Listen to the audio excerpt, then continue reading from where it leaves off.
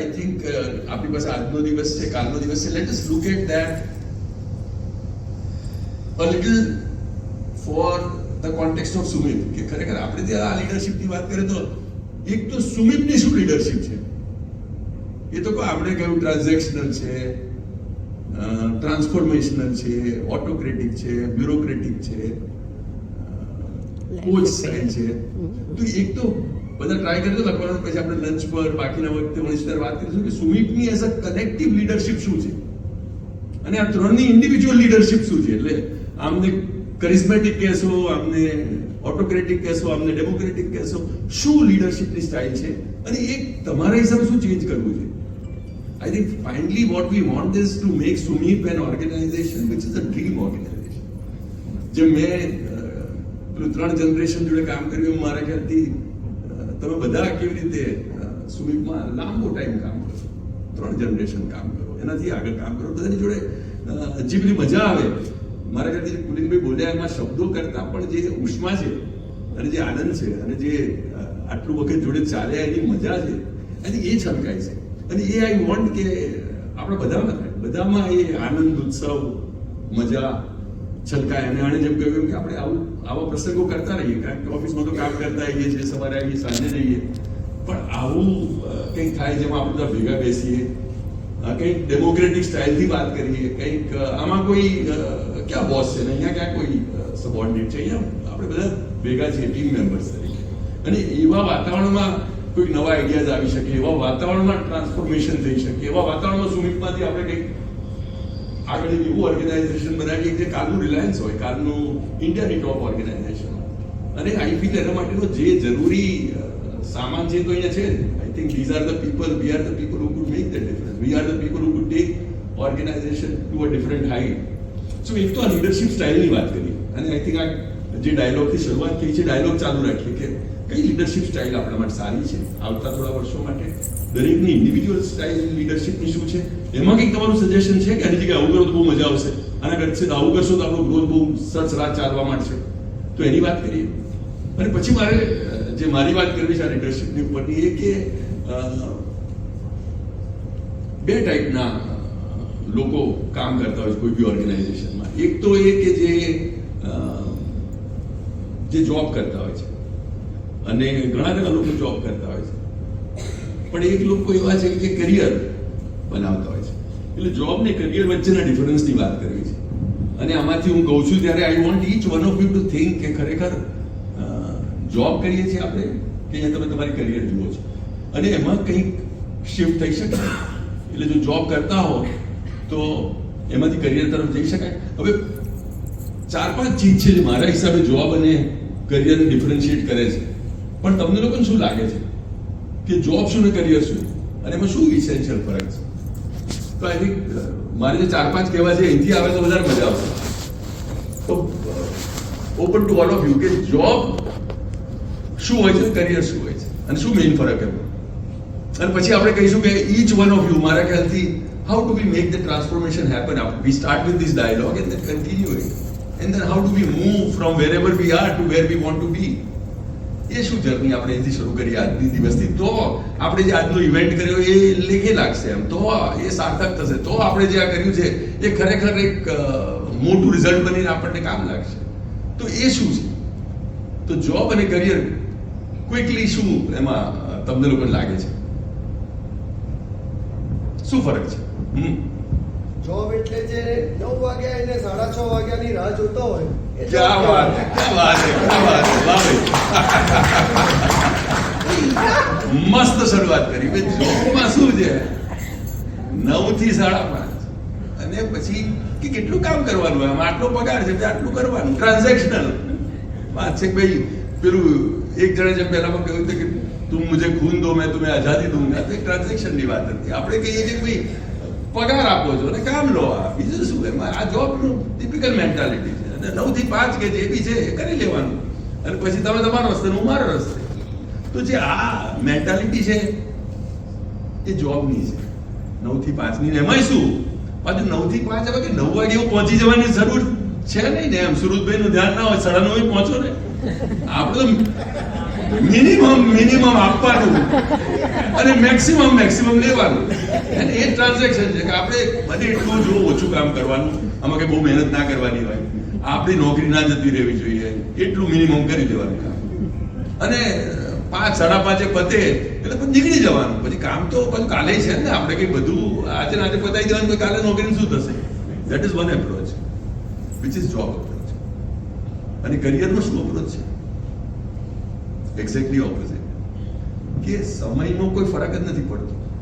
ઉપરથી અમુક વાર એવું થાય કે લાગે કે 7 વાગ્યા છે, ખબર ના પડી, અને હજુ તો પેલું કામ બાકી છે, એટલે પછી રસ્તામાં જતા ફોન પર વાત થતી હોય, અને ઘરે બાજુ આપણને એમ થાય કે ચલો એક પુલિનભાઈ ના કહી દઉં ભાઈ આટલું બાકી હતું, આ પુલિનભાઈ થઈ ગયું છે.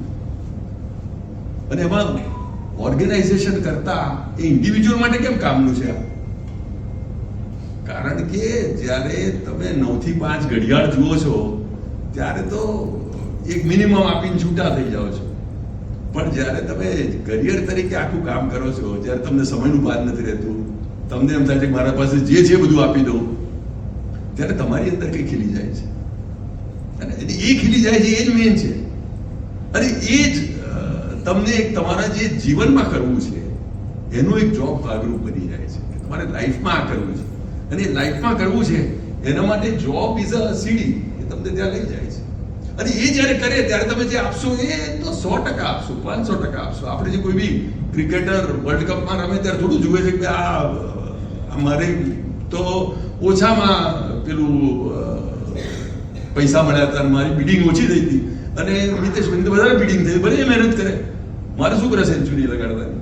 હા, એમ તો વધારે ભાવ મળ્યો હતો. એ તો વાત જ નથી રહેતી.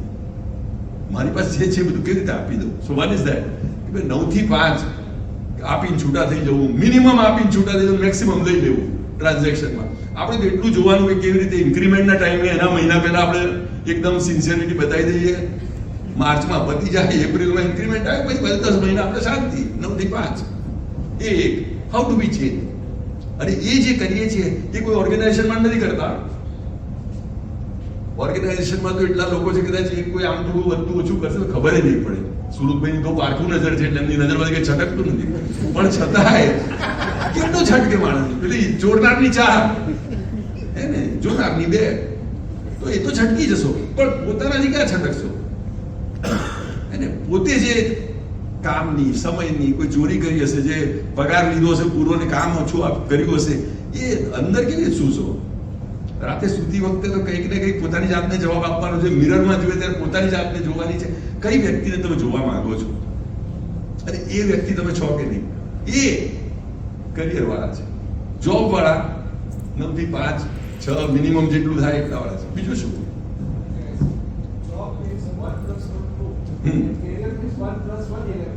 Okay, very good.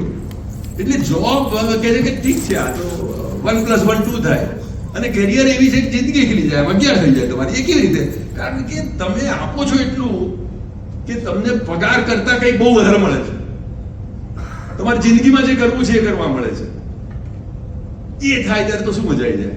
અને એ અલાઇનમેન્ટ જ્યારે થાય, એ અલાઇનમેન્ટ કઈ રીતે થાય? 1 + 1 11 કઈ રીતે થતું હોય છે?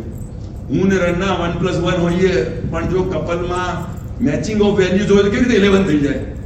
આપણે જે આટલા બધા છીએ એટલા જો 1 + 1 11 વાળા વચ્ચે ક્યાં પહોંચી જાય? શું આપણે 100 કરોડથી ક્યાં 1000 કરોડની જર્ની આમ ફટ થવા માંડે? એ કેવી રીતે કરીએ? એ જોબ એવી ચીજ છે કે જેમાં તમને ઓર્ગેનાઇઝેશનની વેલ્યુઝની કે બહુ પડી નથી.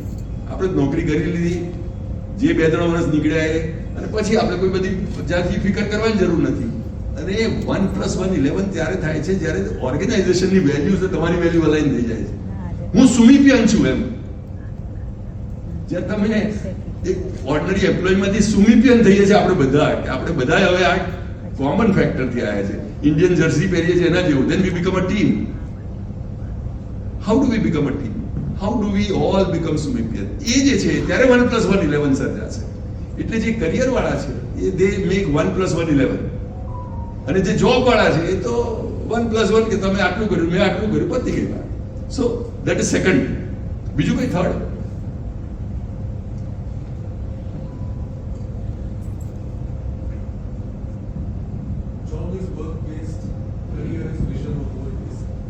ઓકે, પેલું જોબ તો આ કંઈક પેલું કરી નાખ્યું એટલે શું તો પેલું ઉત્પલભાઈનું એમ હોય કે મારે તો મારું ફાઇનાન્સનું ને બધું કામ કરવાનું છે, બાકીનું બધું શું ફરક પડે છે. અને જે પેલું કરિયર છે એમાં એ છે કે આખા સુમિતની યાત્રામાં હું કેવી રીતે પાર્ટિસિપેટ કરું છું. એટલે ભલે ફાઇનાન્સ કરું છું કાલે, પણ in a way everybody who is having a career is a CEO of the organization. તમારે કાલે CEO બની જવું હોય તો શું કરવાનું છે? રાહ જોવાની જરૂર નથી પુલિનભાઈ કે મિતેશભાઈ કે સુરતભાઈ તમને CEO બનાવે. You start becoming a CEO if you have a career, because you would worry કે ચલો આને સુમિતને ક્યાં પહોંચવા, કે તારે શું જોવાનું બોલા, તારે તો તારું પ્રોડક્શન કર ને. ના એટલે કે આ તો વેસ્ટેજ વધી જશે, આમાં તો બોટમ લાઈન ના અસર થશે. You become an entrepreneur the moment you are a career oriented person, because then the whole Sumit is your collaboration. ને આ પુલિનભાઈને ઉપરથી એમ લાગે કે યાર તું આટલું બધું વિચારે છે. હા, કે હું તો આટલું બધું વિચારું, કારણ મારે વિચારવું પડે સાહેબ, આ જરા ધ્યાન રાખો ને. આપણે અમુક વાર લાઈટ છૂટી જાય એ બંધ કરીશું તોય મિનિમમ આપણે આટલા રૂપિયા બચશે. જતી વખતે લાઈટ એક બંધ કરીએ, ઘરમાં જેમ બંધ કરીએ છીએ, then you become CEO of an organization. That is an instant promotion. એકદમ તમારી પોતાની જિંદગી એક અલગ લેવલ પર થઈ જશે, because you are now having a career. You are a CEO of the organization. Not leadership is not about any designation.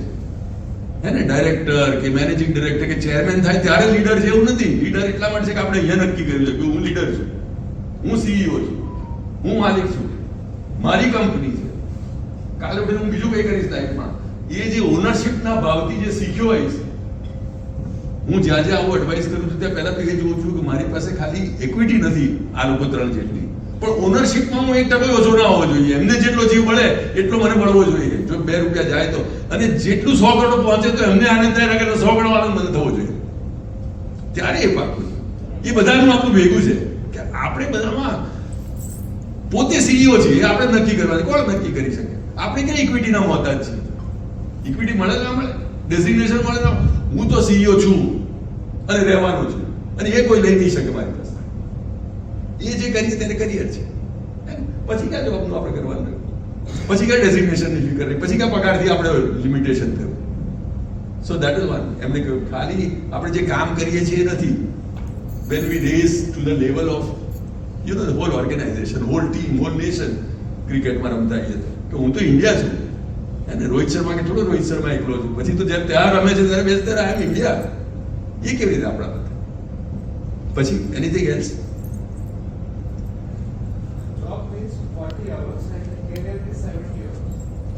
કેરિયરમાં તો જોવાનું જ નથી. એમણે કહ્યું પણ ટાઈમનો ફરક જ નથી પડતો. કરિયરમાં તમારી પાસે ઓબ્જેક્ટિવ જ કઈ અલગ છે. પછી એનીથિંગ એલ્સ?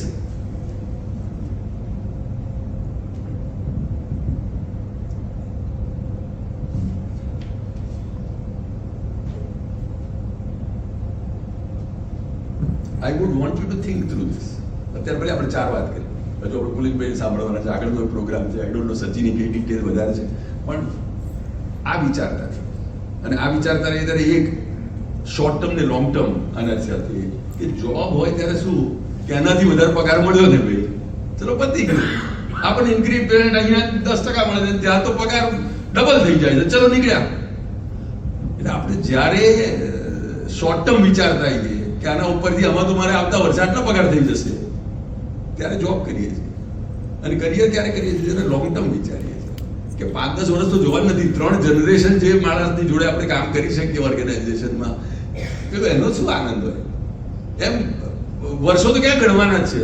અને હજુ કદાચ હું નોઝ હવે 4થું જનરેશન કદાચ થોડું મુશ્કેલ લાગે છે, કારણ કે હવે સચિન આ લોકો જલ્દી કરે ને, કોઈ 4th જનરેશન આવે ત્યારે, પણ 3 જનરેશનમાં કામ કરવું એ શું છે?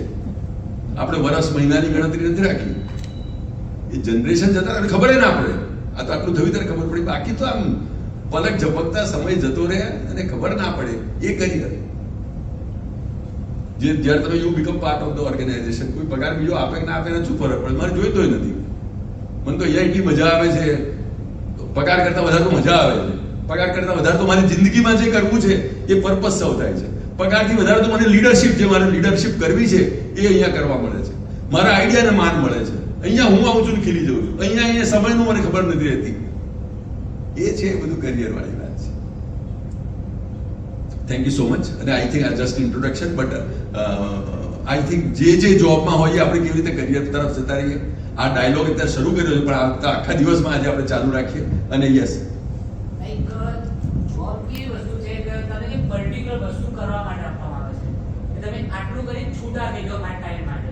લાઈક તમે એની અંદર 9 કલાક આપો, 10 કલાક આપો, કઈ નહીં તો 5 કલાકમાં કામ પૂરું કરતું હોય તો તમે 5 કલાકમાં પૂરું કરો, 9 કલાકમાં કરી દે કામ. પણ કરિયર કેવું છે, નાની વસ્તુ લાઈક પ્રોડક્શન છે, ત્યાંથી લઈ સીઈઓ શું કરે છે, એની શું રિસ્પોન્સિબિલિટી છે, પ્રોડક્શન વાળાની શું રિસ્પોન્સિબિલિટી છે, એ બધું આપણને ખ્યાલ હોય છે. માર્કેટિંગ વાળો શું કરી રહ્યો છે, કોર્પોરેટ લેવલ શું કરી રહ્યું છે, ફાઇનાન્શિયલ લેવલ શું કરી રહ્યું છે, બધાનું ધ્યાન એક કરિયર પર્સનને હોવું જોઈએ. એક ધીમે ધીમે બધું શીખતો આવવો જોઈએ અને એક સારો કરિયર પર્સન જ ગુડ લીડર હોઈ શકે છે. પરફેક્ટ, બિલકુલ વળી. આપેલું શું કરિયરમાં તો પેલા ફાયદા જ ફાયદા છે. સીઈઓ એ દિવસે થઈ જઈએ છીએ, કોઈ આપણને સીઈઓ બનાવીને રાહ જોવાની જરૂર નથી. પગાર કરતા કંઈક વધારે મૂલ્યવાન મળી જાય છે. સમયનો કોઈ ખબર નથી રહેતી. 5, 10, 25 વર્ષ તમે અહીંયા કામ કરો તમને ખ્યાલ ના આવે, મજા આવે. આથી એનાથી વધારે શું જોઈએ લાઈફમાં? તમારે જે લાઈફમાં કરવું હોય એ બધું અહીંયા કરવા મળે. જે તમારી સ્ટાઇલ હોય એ થઈ જાય. આથી એ બધું જ તમને અહીંયા સુમિપમાં મળે અને આપણે લોકો જોડે આવતા વર્ષોમાં પ્રગતિ કરીએ અને આવા ઇવેન્ટ સચી કરતા રહીએ. Thank you so much. અને આપણે ડ્યુરિંગ ધ ડે ઇન્ટરેક્ટ કરતા રહીએ.